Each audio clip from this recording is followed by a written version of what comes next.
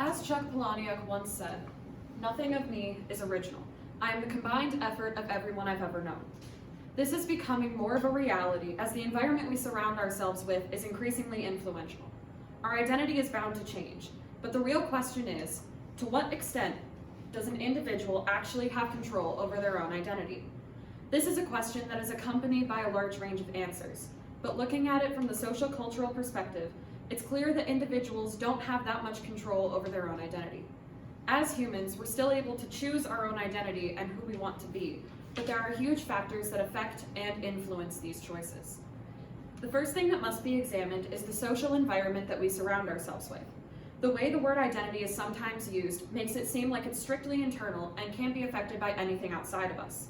But as the Open University says in their book Identity in Question, identity combines how I see myself and how others sees me. Identity involves the internal and the subjective, as well as the external. It is a socially recognized position, recognized by others, not just by me. Identity is observed by others, and therefore we must also observe others' identities. Through this, we affect the perception of our own identity and change ourselves based on what we see. This is evident in the namesake as the protagonist wrestles over his own personal conflicting cultures between the traditional Hindi culture of his parents from Calcutta and the more Americanized culture of his friends in New York. He identifies more with his friends, but feels a certain pressure from his parents to stick with their traditional culture. This happens with many immigrants as they move to another unfamiliar country. They may have had to move out of force or necessity, so they may identify with their native culture, not the one of the country they migrated to. Furthermore, people discriminate against immigrants for this. They might not understand these people had no other choice in the matter, or they might not understand the environment some people grew up in. In the case of a Mexican-American man that graduated from Yale, he grew up only a few miles away from the Mexican border, but grew up speaking English. However, he desperately wanted to keep his Spanish heritage alive and wanted his future children to learn Spanish before English. The challenge is how he was going to have them learn a language that he didn't know.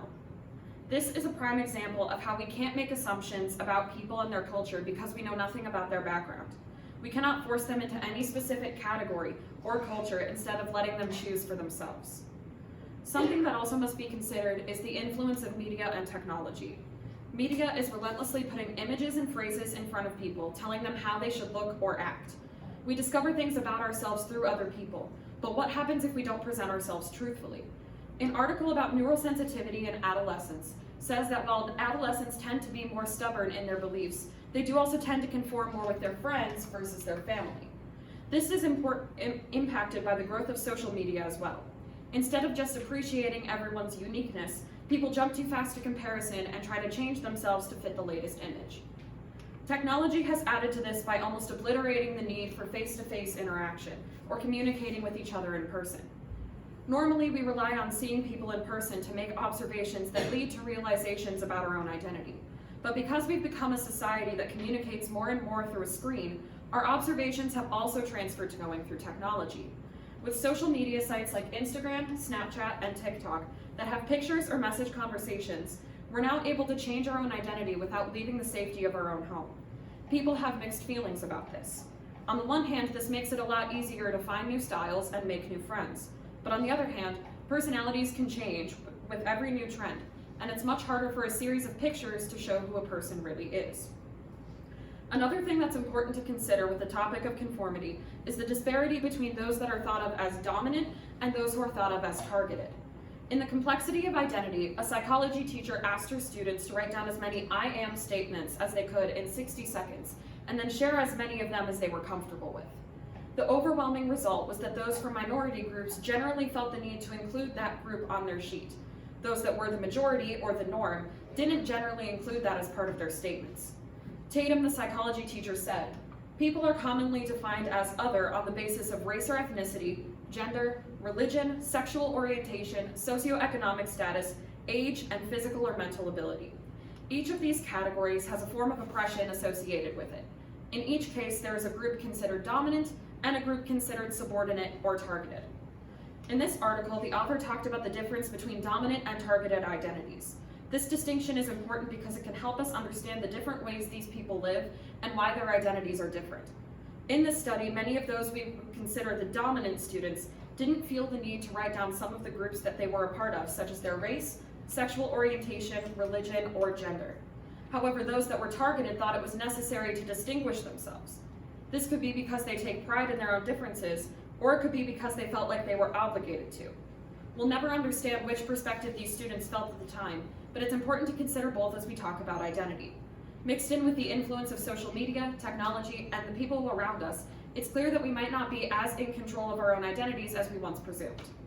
Now, all of this information might seem intimidating. However, there are many different ways individuals can take control of their own identity and really feel like they've made it their own. Chris Loper, the author of Your Chosen Identity, points out that one of the first things someone has to do in order to become the person they want to be is to choose who they want to be. Through the acknowledgement of who they want to become, they can begin actively choosing the path that will lead them to becoming that person. It may not feel like they are that person right away, but eventually, with enough hard work, the aspect of feeling like that person will fall into place. Another thing that's incredibly important is the acceptance of those around you for who you truly are or who you want to become. As human beings, we all want to be accepted while still being able to express ourselves. This means the people we surround ourselves with have to actively choose to accept us, which can be a difficult process. Not everyone is accepting. The important thing is to be actively around the people that are. As previously stated, identity isn't something simply decided by the individual. We are constantly surrounded by others with different personalities, and we change ourselves based on our observations. This causes our identity to constantly shift. Looking through the social cultural lens, it's clear that we don't have as much of a control over it as we previously thought. However, there are ways to take control of identity through actively choosing who we want to become and making choices that lead to it. It's also important that we, as a world, accept people for who they are and appreciate them expressing the truest versions of themselves. That way, everyone can be who they want to be without having to feel like they're someone they're not. Thank you. How did your research question evolve as you moved through your research? So originally I wanted to research both the political and the social aspects of identity and have them both in like one paper or one presentation. But as I kept researching, I ended up having way too much quality information to do a good paper on both topics at once. So I decided to just stick with the social part of identity, and that really changed how I wrote my paper moving forward and how I structured my research question. Okay, thank you. What additional questions emerged from your research, and why are they important?